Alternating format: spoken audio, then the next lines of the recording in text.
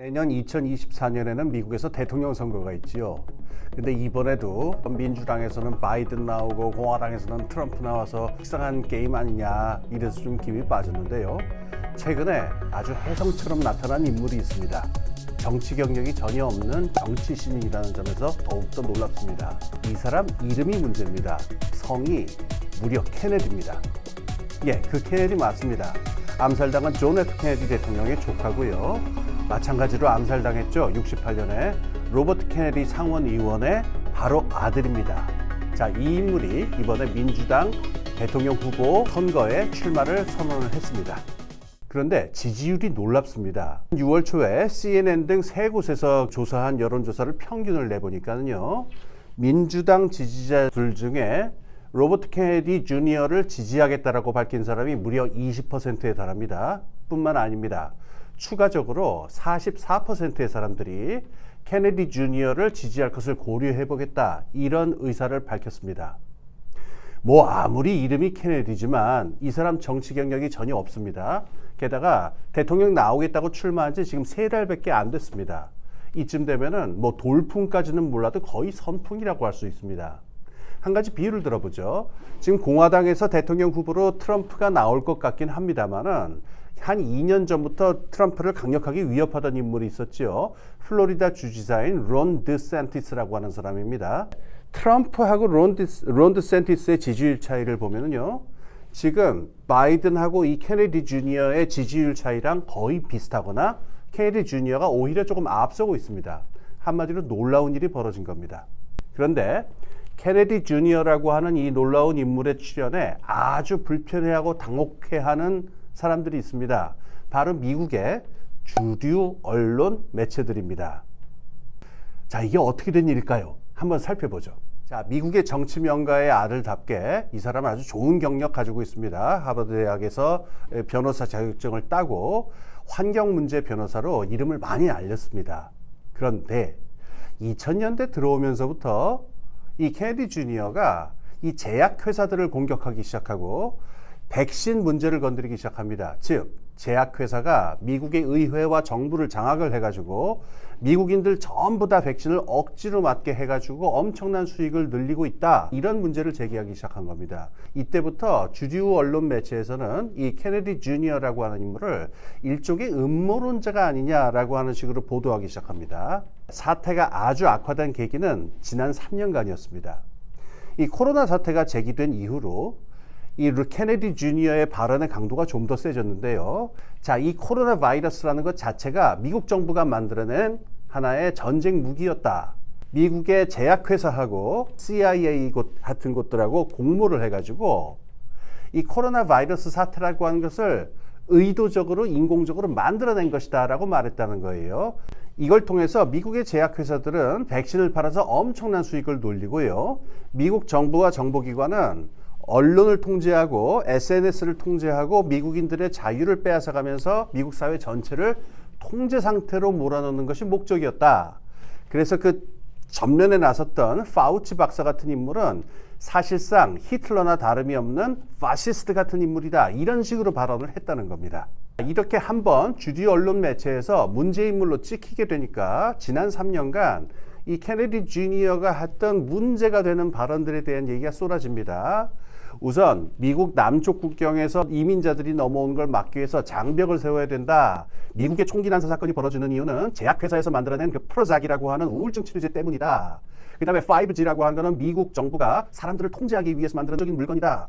그리고 또 뭐 있어요? 우크라이나 전쟁은 러시아를 도발한 미국의 음모 때문에 일어난 전쟁이니까 미국이 주범이다. 그리고 기후위기를 부인하는 자들은 아예 모조리 다 깜빡에 떠나버려야 된다. 등등. 이거는 미국 내 주류 매체인 뭐 CNN이라든가 ABC라든가 뉴욕타임즈, 워싱턴 포스트 같은 이런 매체뿐만이 아니에요. 글로벌 주요 매체들인 영국의 가디언이라든가 파이낸셜 타임즈라든가 포브스라든가 심지어 월스트리트 저널까지 대부분 이 케네디 주니어를 위험한 음모론자라고 보는 시각입니다. 그래서 이 케네디 주니어가 지금 일으키고 있는 선풍에 대해서도 아주 회의적이거나 심지어 아주 적대적이기까지 합니다. 그런데 좀 이상하죠. 이렇게 문제적인 인물이 어떻게 그렇게 20%의 지지를 얻어내고 그것도 민주당 안에서입니다.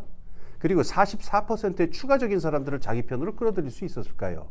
그러면은 66%의 호의적인 사람들 중에 대다수는 이 케네디 주니어가 무슨 주장을 하고 있고 대통령 선거에 왜 나왔는지 알고 있다는 얘기입니다.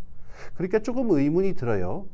이쯤 되면 케네디 주니어 쪽에서 어떤 입장을 갖고 있는지도 한번 알아봐야 되겠죠. 전혀 놀랄 일이 아니다. 내가 주류 언론 매체와 전쟁을 하기 시작한 지는 이미 20년이 되었다. 아주 지독하고 악랄하고 악의적인 검열을 당하고 통제를 당하고 인신공격을 당했다는 겁니다. 그러면은 케네디 주니어가 가지고 있는 정치적인 입장은 어떤 것이냐? 원래 70년대 이전에 케네디의 민주당, 더 멀리 옛날에 프랭클린 루즈벨트 대통령의 민주당은 노동자 계급을 위하고 중산층을 위하고 유색인종을 보호하면서 미국인들 모두에게 개인의 자유를 확장해주는 전통적인 진보 세력이었는데 지난 30년간 미국 민주당이 엉뚱한 방향으로 가고 있다. 여기에서 이 사람의 강력한 입장이 나오는데 현재 미국 국가는 대기업 세력, 자본 세력에 의해서 완전히 포섭돼서 타락한 국가다. 그리고 주류 언론 매체들은 마찬가지로 대기업과 국가의 유착에 의해서 철저하게 지배당하고 통제당하고 있는 언론이다. 자기는 이것과 전면적으로 전쟁을 해보겠다. 이런 이야기입니다. 이런 배경에서 케네디 주니어는 지난 3년간의 코로나 사태를 이렇게 평가합니다. 지금 말씀드렸던 대기업과 자본의 국가와의 유착, 그리고 이걸 통한 미국 국민들 전체에 대한 통제, 억압, 이게 극명하게 드러난 게 지난 3년간의 코로나 사태였다. 자기는 더 이상 이 사태를 볼 수 없어서 코로나 사태 이후의 미국과 민주당을 완전히 새로운 방향으로 끌고 나가기 위해서 자기는 나온 것이다. 이게 이 사람의 출마의 명분입니다. 그냥 제 개인적인 관전평을 솔직하게 말씀을 드리겠습니다. 지금 케네디 주니어는 여러 유튜브 채널을 하고 인터뷰를 한 그런 영상들을 찾아볼 수 있습니다. 여기서 발견되는 케네디 주니어라는 인물은요, 그렇게 간단한 인물은 아닌 것 같습니다. 말하는 툴을 보면요, 언론 매체를 다루는 방식이라든가 인터뷰를 하는 방식이라든가 토론을 하는 방식이라든가 대단히 많이 훈련되어 있는 사람이고 지적인 사람입니다. 이런 사람이 과연 일방적으로 이렇게 언론 매체에 밀릴 것이냐, 요거는 좀 두고 봐야 될 것 같아요. 먼저 언론 매체에서는 자신이 이른바 안티백서다, 그러니까 모든 백신에 반대하는 아주 이상한 사람이다 라는 식으로 얘기하고 있지만은 자기는 몇 가지 백신에 대해서 문제를 제기했을 뿐이지 백신 그 자체에 반대하는 것이 아니다. 그래서 우리 집 아이들도 모두 다 백신을 맞았다, 이렇게 반론을 하고 있어요. 또 다른 예가 있습니다. 이번 우크라이나 전쟁이 마치 미국이 일으킨 전쟁인 것처럼 언론에서 보도를 하고 있지만은 자기는 그렇게 말한 적이 절대로 없다. 자기가 말하는 논점은 이 전쟁이 시작되는 과정에서 미국의 무리스러운 확장 정책 때문에 러시아를 의도적으로 자극한 전력이 분명히 있고, 이것 때문에 러시아의 전쟁이 촉발이 돼가지고 억울하게 우크라이나 국민들만 희생당하고 있다. 그래서 지금이라도 옛날 헨리 키신저 같은 그 현실주의자들의 외교 정책으로 돌아가서 빨리 전쟁을 종결시키고 평화조약을 맺자라는 게 자기가 한 이야기인데 일부만 뺏어가서 그렇게 이야기를 한 것이다. 이렇게 얘기하고 있습니다. 한 정황 증거도 있는데요. 케네디 주니어의 아들이 있습니다. 이 아들이 아버지한테도 나중에 알리고 그 다음에 미국 국가도 숙이고 몰래 우크라이나로 잠입해 들어가서 러시아 군대하고 싸우고 있습니다. 우크라이나 국민들을 지켜내는 이 정의의 전쟁에 자기도 동참해야 된다라고 하면서 갔다는 거예요. 그리고 케네디 주니어는 자기 아들을 자랑스럽게 여긴다, 이렇게 얘기하고 있습니다. 자, 어느 한쪽이 그렇게 일방적으로 밀릴 만큼 그런 형국은 지금 아닌 것 같습니다.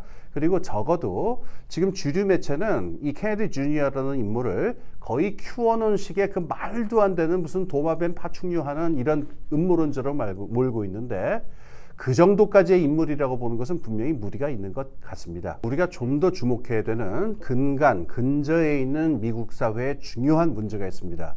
바로 주류 언론 매체에 대한 미국인들의 불신이 극에 달했다라고 하는 점입니다. 여기서 한 가지 안타까운 점이 있는데요.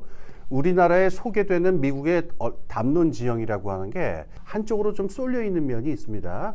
이걸 넘어서서 우리가 지금 미국의 담론 지형이 어떻게 변해가고 있는지 좀 입체적으로 풍부하게 볼 필요가 있습니다.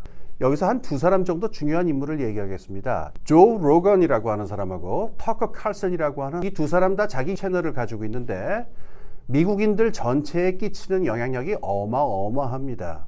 가령 이 CNN 같은 매체하고 이 조 로건이 운영하고 있는 유튜브 채널 두 개의 실시간 접속률을 보면요, 한 4배, 5배 차이가 날 정도로 조 로건이 앞서 있습니다. 사람들이 CNN 안 보고 조 로건 채널을 본다는 얘기인데요. 이 조 로건은 우파다 좌파다 이렇게 쉽게 분류할 수 있는 인물도 아닙니다. 좀 더 극적인 경우는 터커 칼슨이라고 하는 인물인데요. 이 사람은 우파 언론이 분명합니다.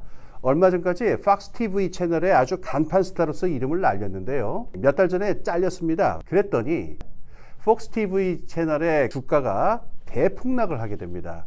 그리고 터커 칼슨은 그 다음에 자기 채널을 운영하게 되는데, 똑같은 시간대에 방영되는 팍스 TV 채널 뉴스하고 이 터커 칼슨의 접속률을 비교하면은 3배나 5배 이렇게 차이가 난다고 합니다.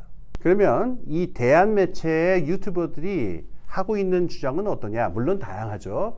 하지만 거의 이구동성으로 이루어지고 있는 하나의 합의 비슷한 것이 있는데, 첫 번째는 코로나 백신에 대한 지독한 불신입니다. 그리고 파우치 박사에 대한 지독한 불신이 있습니다.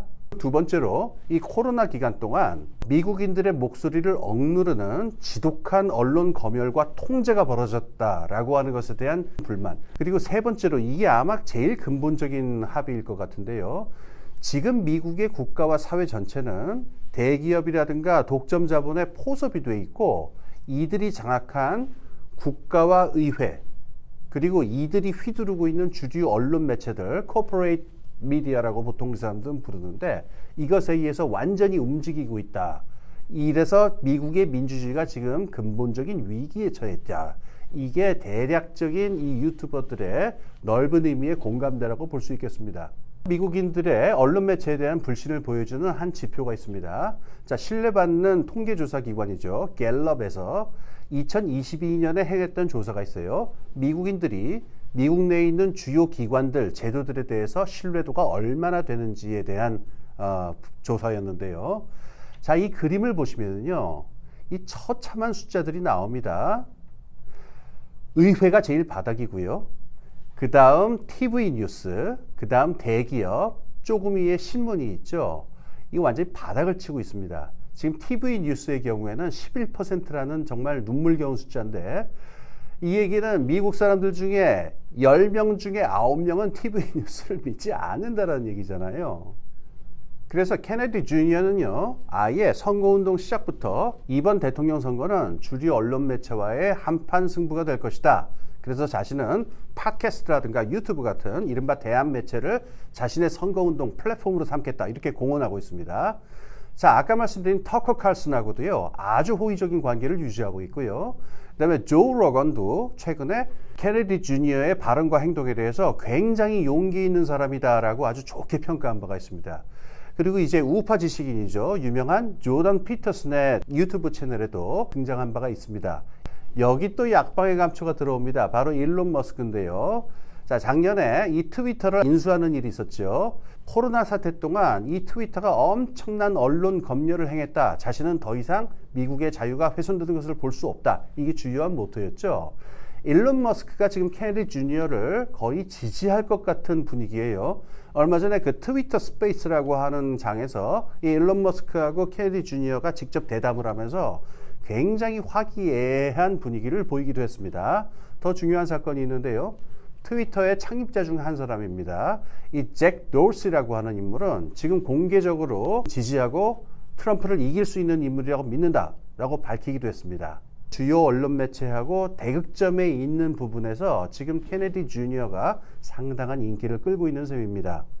제가 여기서 뭐 케네디 주니어를 지지한다든가 이 사람이 옳다든가 또는 뭐 주류 언론 매체가 맞다 틀리다 이런 거 얘기할 의사도 없고 능력도 없습니다. 제가 미국 사람도 아니니까는 그런 얘기를 하는 것도 적절치 않을 것 같고요. 근데 저는 여기서 다른 것 하나를 강조하고 싶습니다. 코로나 이전까지만 해도 지금 말한 종류의 어떤 주류에 대한 불신, 포퓰리즘 이런 얘기들은 주로 공화당의 일각 또는 트럼프 같은 인물들의 전유물이었는데요. 지금 보셨듯이 케네디 주니어라든가 미국 민주당에 있는 상당히 많은 사람들도 지금 미국의 언론 매체와 미국 정부에 대한 불신을 굉장히 크게 가지고 있습니다. 주류 매체가 말하는 이른바 포퓰리즘이 민주당 쪽으로도 확산되고 있는데요. 이걸 조금 어려운 정치학 용어로 얘기하자면은 국가의 정당성 위기라고 할 수 있습니다.